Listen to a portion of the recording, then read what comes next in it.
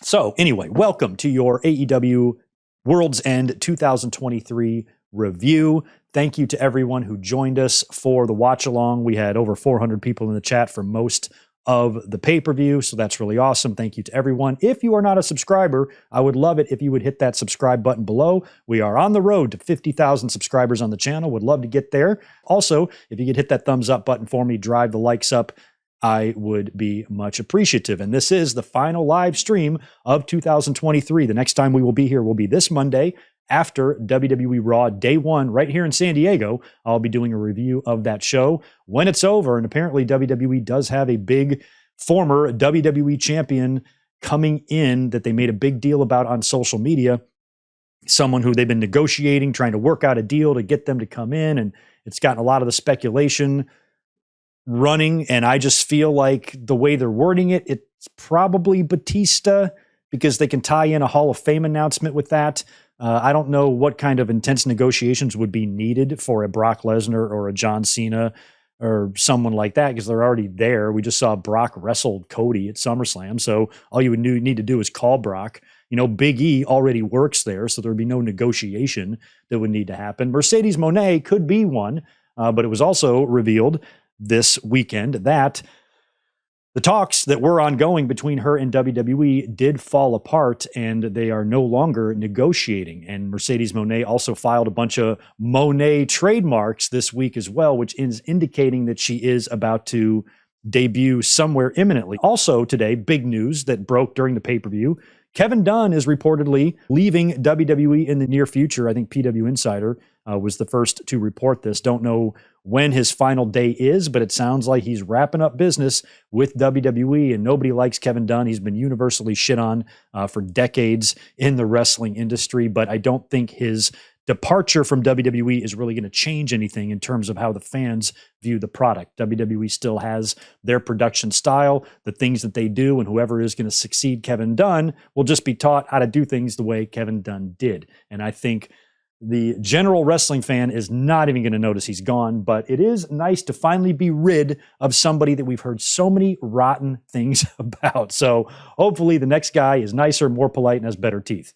Let's see, what other news did we get today? Keith Lee, unfortunately, right before the pay-per-view aired, was not cleared by doctors, so his match was off with Swerve Strickland for the pay-per-view. That kind of sucked. But one match that stayed on was one of the 8-man tags that consisted of Chris Jericho. Now, all sorts of shit went on with Jericho last night and today. It's ongoing. It's a fucking mess. Once this media scrum starts, I'm hoping somebody's going to have the cojones to fucking ask Tony Khan or somebody about this because it's not good. There's not a lot out on it right now. And plus, we've been doing a live stream for the past 5 hours and I haven't read anything new about it. So I don't feel comfortable mentioning any names other than Jericho. But Jericho, as we talked about in the podcast yesterday, was drunk tweeting on Christmas morning, the lawyer for CM Punk and Ace Steel, which kind of triggered some other things involving NDAs. Nick Hausman is a big part of this, that also started to uncover and reveal allegations committed by Chris Jericho.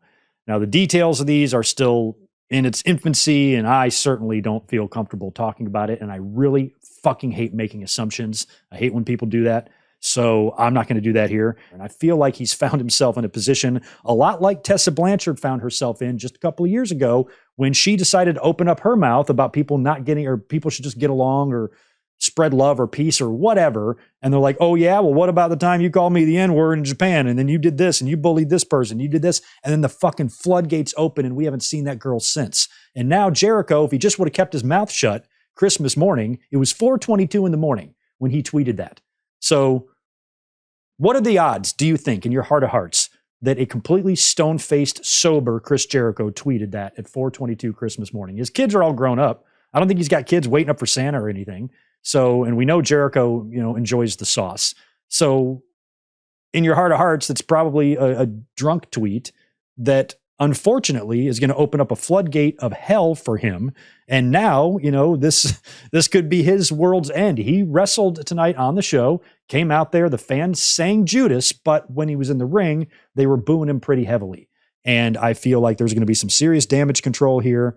And as more things come out reports, speculation, rumors, stories, whatever. I don't think it's going to be good. This might be a hard one for AEW to kind of pretend doesn't exist. You know, WWE's done this a few times when people get into legal trouble or do something stupid. Sometimes they're painfully insulting with the way they kind of pretend it's not there, kind of thing.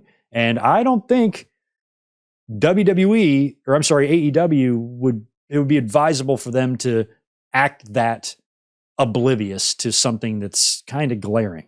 And so now we got a bunch of my colleagues and YouTubers going to probably be sitting in that media scrum. I'm begging one of my friends to please ask about this because I'm curious what Jericho's stance is. Is he adamantly denying this? Despite all of that distraction, I still think World's End was not bad. So on the 0 Hour Kickoff show, we had 3 matches. One was unannounced. I didn't get a chance to predict it. And that was Willow Nightingale versus Chris Statlander. Willow won that. Then in the Battle Royal, the 20-man over-the-top rope Battle Royal, the winner receives a TNT title shot anywhere, anytime. And that was a huge red flag to me. And I said yesterday in the predictions, the fact that it's anywhere, anytime tells me there's a really good likelihood of a one-night cash-in, because why would they make that stip so specific? Because they've never really done that before. They don't have a Money in the Bank gimmick over there, as far as I know. So they've done Battle Royals for title shots, but none of them have ever been anytime, any place title shots. So that was kind of making me wonder how that was going to factor into the Edge and Christian match later. I didn't really predict the winner of the Battle Royal right, but he was on my list. My short list was Jack Perry, Nick Wayne, Luchasaurus, or Dolph Ziggler. Those were kind of the names I was thinking about.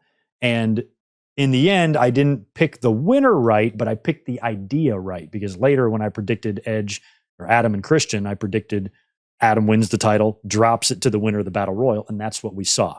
Kill Switch wins the Battle Royal. Nick Wayne wasn't even in the damn thing. We didn't know who was even in it, so there was no surprise, nothing like that. But when I saw Kill Switch, Luchasaurus come out, I'm like, oh, they might be doing that. Now, I thought maybe we would see Luchasaurus get revenge on Christian tonight, but I did feel like there would be a way for them to set up Christian losing the title but still walking out with it. I thought that would, to me, that was the whole point of the Battle Royal. And I turned out to be right about that. So Kill Switch won the Battle Royal. Then final match on the 0 Hour, Hook defeated Wheeler Yuta to retain the FTW title.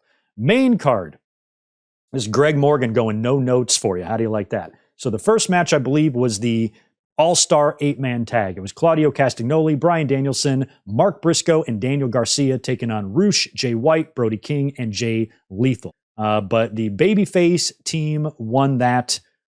I forgot who got the pin there. I completely forgot what the finish was there, but Claudio and friends won the 8-man tag. Then after that, it was time for Andrade El Idolo versus Miro. Now, a big story that broke today that I failed to mention a minute ago, because there was a lot of news floating around today. Another big story broke by Wrestle Purists was that Andrade El Idolo is going to be finishing up with AEW tonight, and he's coming in to World's End to do the job to Miro, and he could be starting with WWE as early as Monday's Raw here in San Diego, right here in a whale's vagina.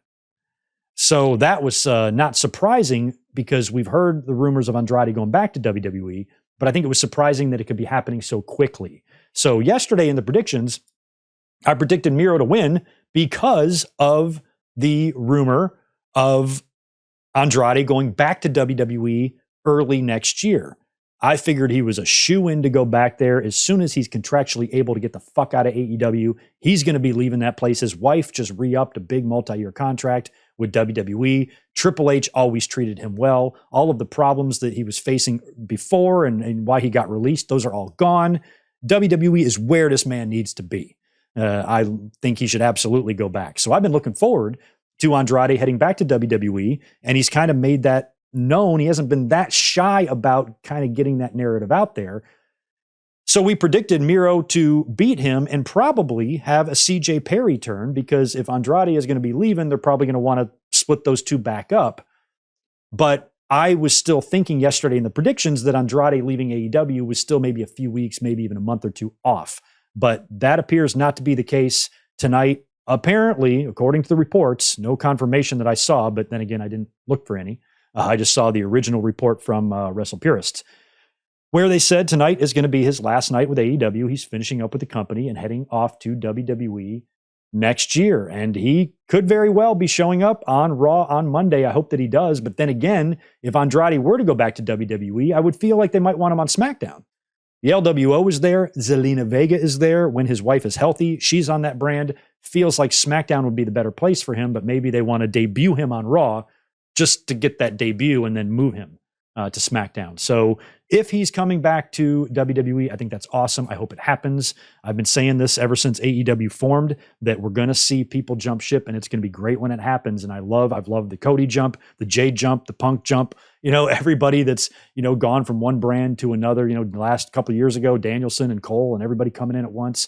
It's so much fun. And we haven't had this shit since WCW was around. And that's why I love it. So now Andrade heading back to WWE, that's perfect. I think that's a better environment for him. And he, to me, is a star. He's been fumbled twice.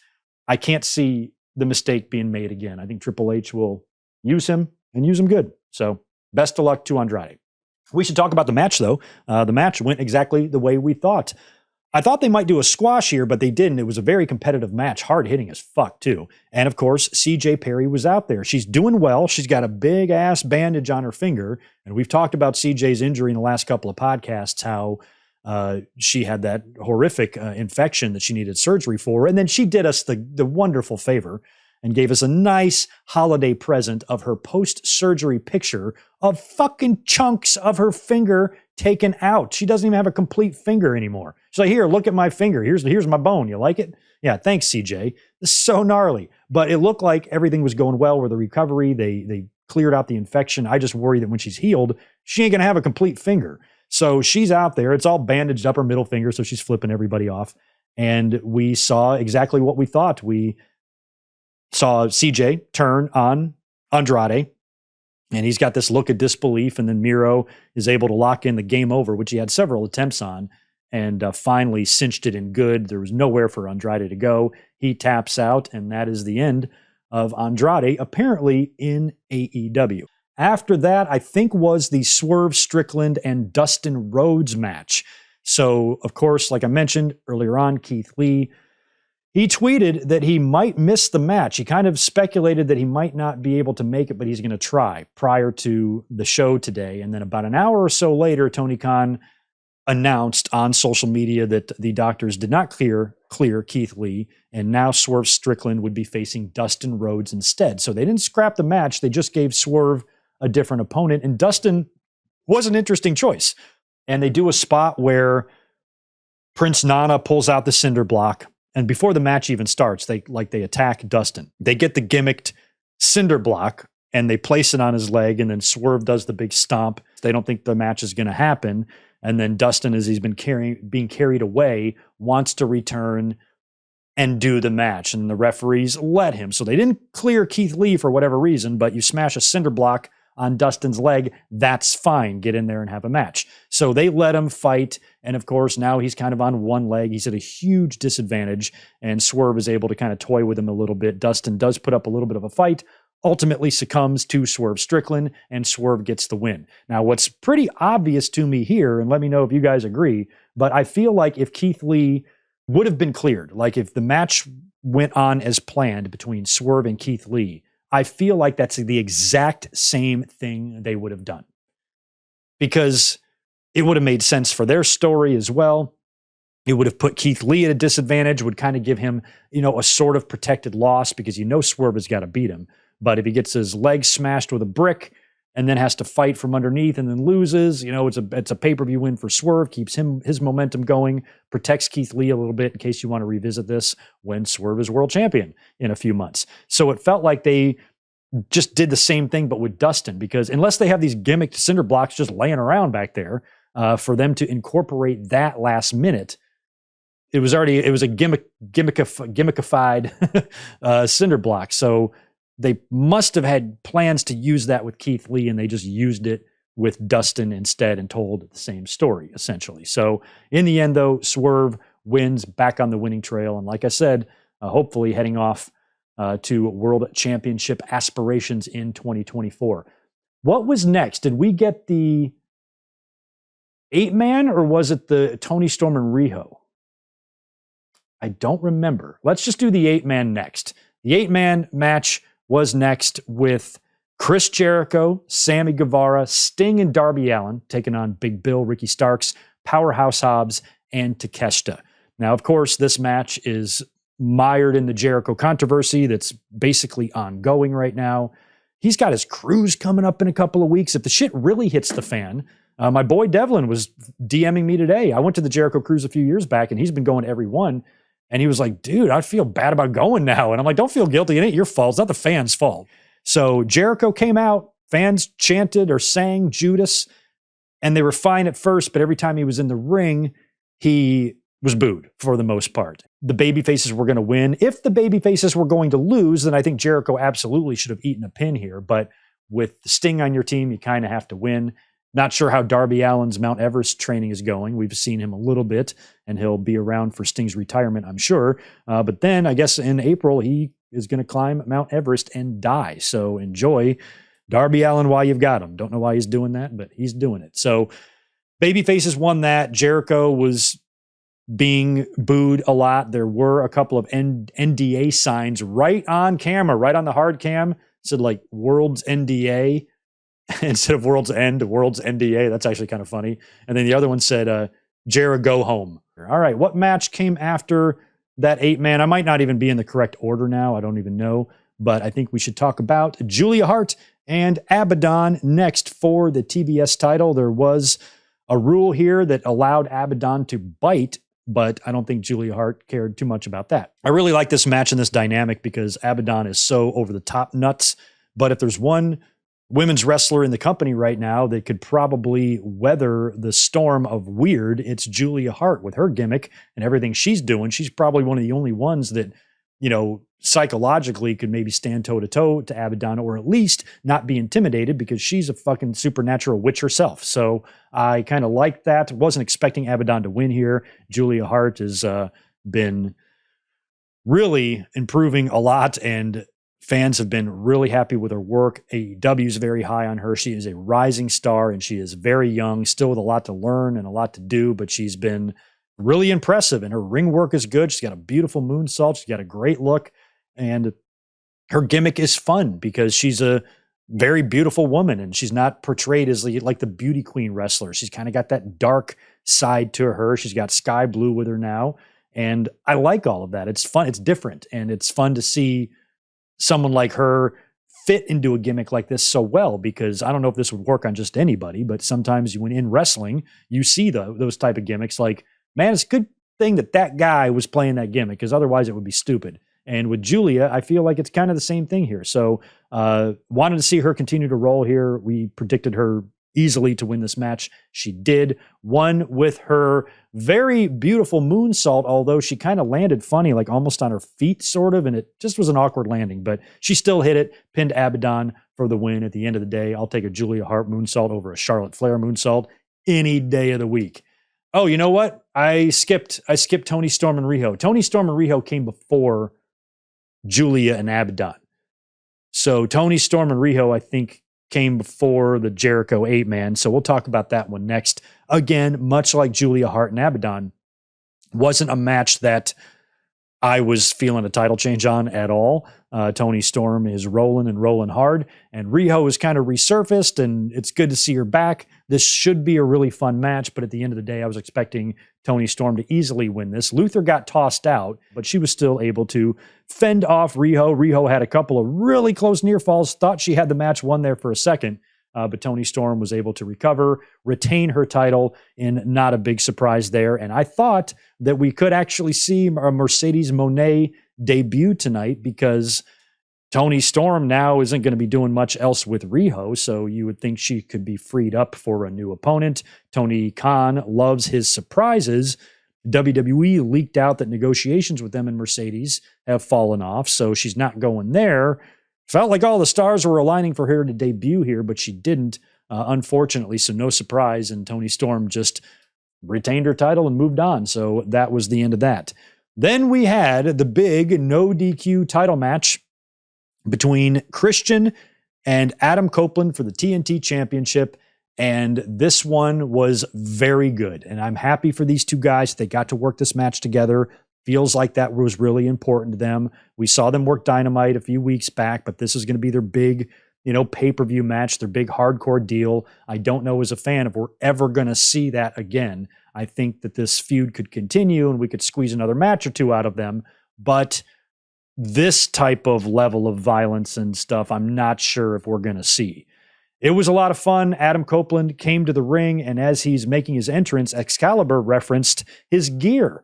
And if you look closely, his gear apparently is the same gear that he wore at WrestleMania 22 against Mick Foley. And as soon as they said that, I said, we're going to see a flaming table for sure, because we saw one in that match. So it's Adam Copeland, it's Christian for the TNT title. Christian makes his entrance. Adam Copeland just makes a beeline for him. Christian has Nick Wayne and fucking Stacy's mom with him. So they're out there. Adam attacks immediately. This thing is a brawl right from the outset. They're into the crowd. They're up the stairs. Christian is running up the stairs, and Edge gets a hold of him. He does a balcony dive in the crowd. They're all over the place there. Fight spills back into the ringside area. They've got every weapon in the book out there, the kendos and the chairs, and of course, the tables and the ladders. And we saw the ladder introduced first. There was some really ugly spots with the steel steps on the outside. And then every time they lifted up that ring apron, you could see a couple of tables under there. When are they going to pull out the tables? They pulled out everything else, even a piece of scrap metal, kind of like when Edge used the piece of the chair to put it in Roman's teeth. They would do that spot here with Christian with that same piece. But finally, Edge pulls out the tables and he sets them up.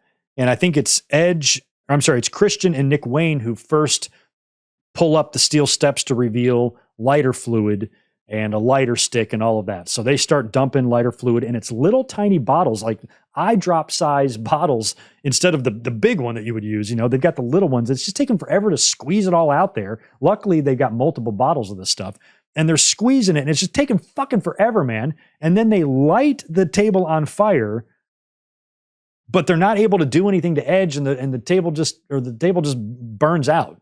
And so then Nick Wayne is kind of like selling on the apron. And now Edge, I think he disposes of Christian. And now he nails Nick Wayne, and he's on the apron on the ropes with his back turned to the floor, kind of selling. So then Adam goes and gets more little bottles of the lighter fluid, and he starts putting it all over the table to relight it again. All the while, Nick Wayne's selling. So what I'm thinking is Edge is going to get in the ring, hit the ropes, spear Nick Wayne through the flaming table, just like he did to Mick Foley at WrestleMania 22. But I was like, this is going to look stupid because Nick Wayne has literally been selling for an hour and a half. He finishes pouring out all these little tiny itty bitty ass bottles of lighter fluid. And then I'm like, this is taking forever. And then finally he lights the table. Finally it's on fire, but I'm like, it burned out too quick last time. You're not going to have time to do a spear, but the plan was never to do a spear. He just went right behind Nick Wayne and grabbed him in powerbomb position, which is much smarter. But I think they were rushing it. They were trying to get the spot done before the flames went out, because that doesn't last long. And he went to powerbomb Nick Wayne, but he kind of overshot the table to where the small of Nick Wayne's back hit the back side of the table, and then he did a complete flip, landing on his head and neck. The table falls over but doesn't break, and it looked great. It looked like it hurt like shit. It definitely looked like it fucked Nick Wayne up. It just wasn't executed to its desired level. I think they wanted the table to break and Nick Wayne to fall through it. Instead, he kind of bounced off of it. And it was nearly botched, but not bad. And then in the end, I mean, we get Adam spearing Christian through a table, propped in the corner in the ring. But Adam Copeland put down Christian, hit a kill switch, 1, 2, 3 in the middle, and wins the TNT championship. And I was watching, I'm like, oh, by the way, the media scrum looks like it's about to start here. And as soon as that 3 count happened, I was like, I don't know if this is going to stick. And then as Adam Copeland gets up and celebrates with his new championship, behind him appears Luchasaurus. And I'm like, there it is. Kill switch is here. He's going to cash in. He attacks Adam Copeland, beats him down. And I had kind of predicted in the predictions that maybe Lucha would screw Christian. You know, if anybody was going to cash in, because I'm thinking of Christian getting the belt back. So I'm like, okay, if Lucha wins, then he might screw Christian because Christian's been a shithead to him and he owes him some revenge. So when he showed up and attacked Edge, I'm like, well, fuck, it's going to be hard to have sympathy for Luchasaurus now that he just beat up Adam Copeland and has him laying there. And then he cashes in and wins the title and keeps it for himself. It's not going to, doesn't look right.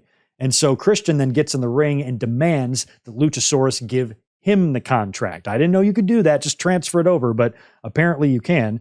Luchasaurus is hesitant. He doesn't want to do it. And that's when Christian whispers something in his ear, whatever that is that he's holding over his head, whatever he knows about him, whatever he's blackmailing him with, was enough to convince Killswitch to give the contract to Christian. He signs it, pins him, and wins back the TNT Championship in the best heel move I've seen in a while. Loved it.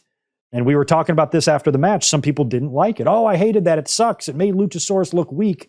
It kind of does, but you have to remember Christian has something over him. So it just depends on what that something is. If that something is, hey, I knew that you shoplifted a bag of potato chips in the second grade, then yes, he looks weak as fuck. But if he has something bigger on him and it's revealed that, you know, Luchasaurus has a dying mother or whatever, they try to go personal. WWE's tried to do this stupid crap before too. And if they try to do something like that, and when they reveal that, and when the fans, when we hear what that is that Christian was using to control Luchasaurus, it might make us say, okay, I can understand that. I can understand how his hands were tied, how he didn't have a choice. And so people have to remember that he might not have a choice here. It could be Christian forcing his hand in some way that the fans aren't collectively aware of yet. So I think that Christian, who already right now is white hot, I didn't want to see any of that cool off yet. There will be a time for Luchasaurus to get that revenge. Christian will get his day. That day will happen when everything will crumble around him and every horrible, evil fucking thing that he said is going to catch up to him and it's going to kick him in his ass. Nick Wayne's going to abandon him. Shayna's going to bitch slap him. Luchasaurus is going to get fed up and choke slam him directly down to hell, and it's going to all end for Christian one day. But I think the angle and his character and the work he's doing is too white hot right now to abandon. And I think this was a really good way to keep it together while also giving Adam Copeland that victory that he's earned over Christian by now, losing to him already. The story kind of dictates that Copeland should get the win here, but it's more fun in storyline for Christian to be the TNT champion. So this was a pretty nice way out of it. To me, it was kind of predictable, and they telegraphed it a little bit when they put that stipulation in the Battle Royal, anytime, any place. I'm like, well, fuck, they're going to do a one-night cash-in. Why would they say that if it wasn't going to be that? And then it was. So I didn't really mind it, and I think it's a way to keep Christian doing what he's doing. You know what I mean? So I thought it was brilliant. I loved the finish, and Christian is once again your TNT champion after winning it back from Adam Copeland, who now is technically a former champion in the company. So that match was quite fun, I got to admit. So that match was bloody. Edge had a big knot on his eye, a lot of blood on the side of his face, cut on his forehead. I think Christian might have been bleeding a little bit too. So that match was violent and bloody, and now it was time for Eddie Kingston and Jon Moxley.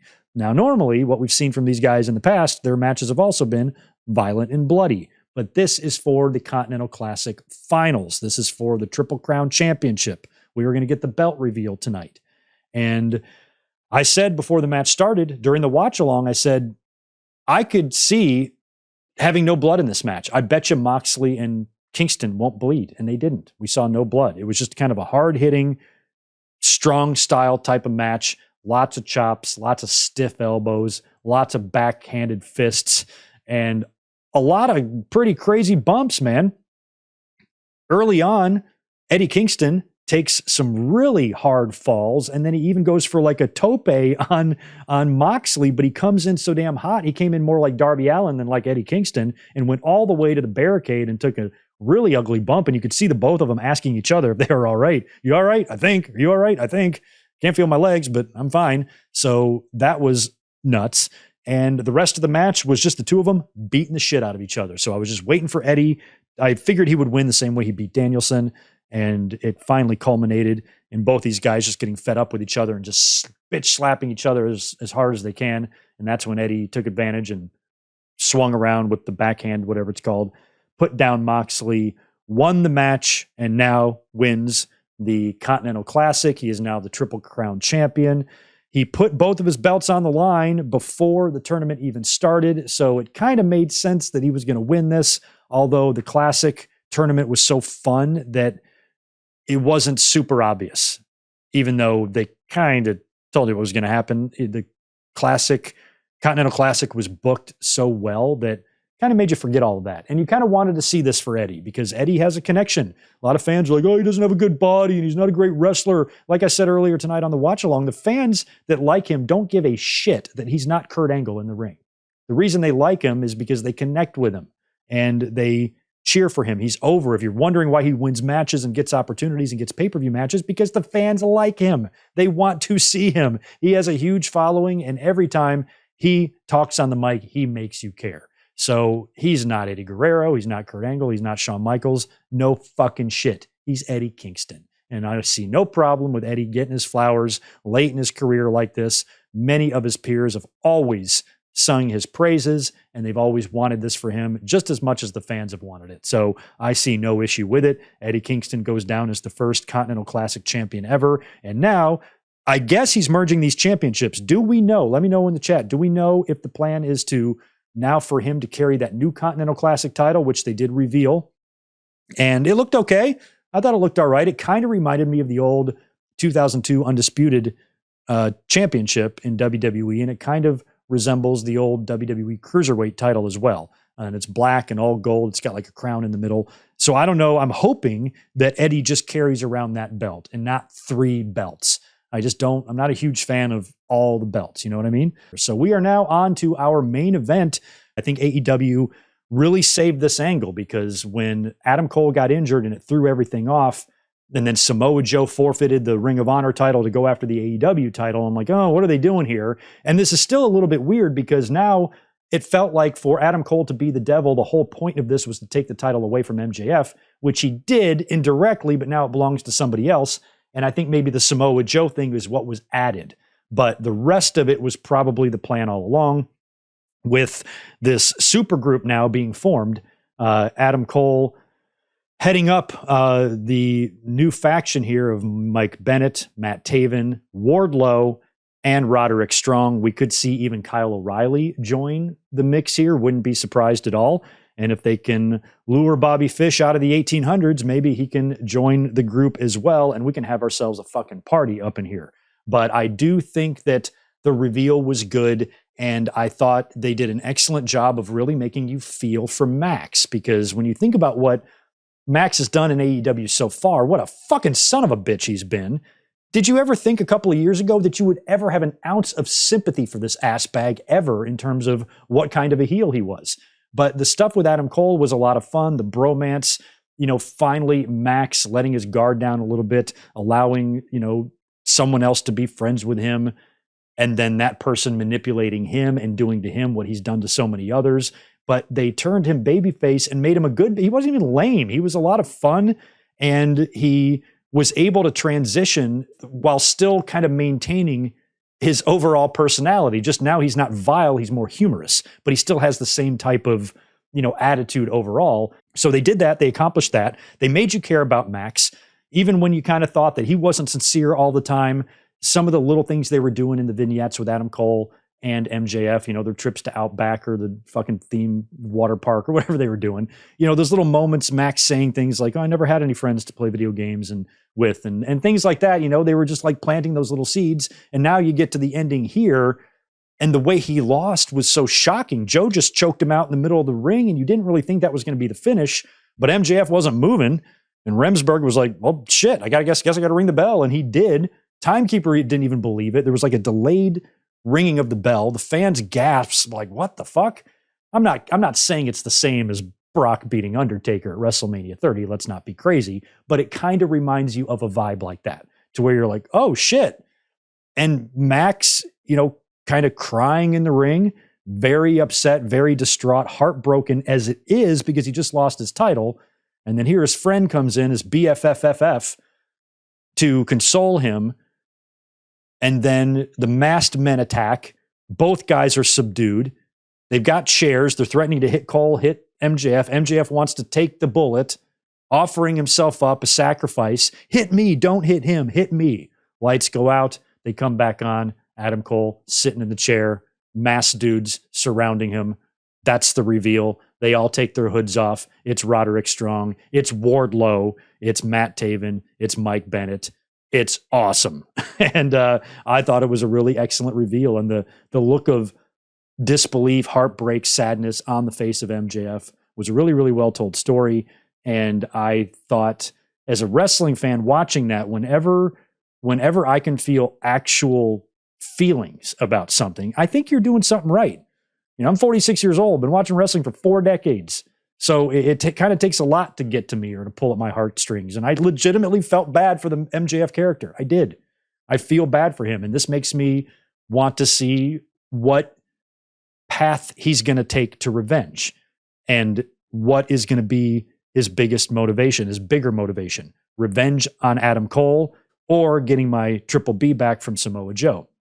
Maybe he wins it back from Joe and then drops it to Swerve later on in the year. I still think Swerve needs to be AEW champion this year, but I don't think Samoa Joe is the guy Swerve should be beating unless the plan is to turn Swerve babyface.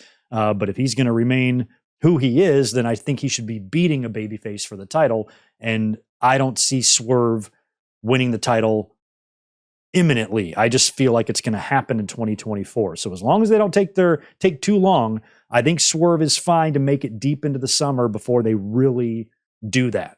But first, you got to finish all this off first. Whatever Joe's going to do, MJF, maybe he'll win the title back. Adam Cole might get the title too. We don't really know what's going to happen there. But I think by the time you start getting into the second half of 2024, that's when you have to start at least seriously thinking about belting up Swerve, because I think he's the next guy in line. So anyway, I need to get out of here, man. It's been a long night. I want to thank everyone so much for joining us this evening for the watch along, for the review. Some of you have been here right from the start.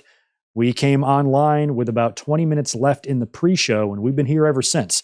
So thank you very much for hanging out during the watch party. Thank you for being here for the review. Thank you for making it another great year here on the channel. 2023 was very successful, and I appreciate it. And hopefully we will have equally as a successful 2024, and hopefully more so.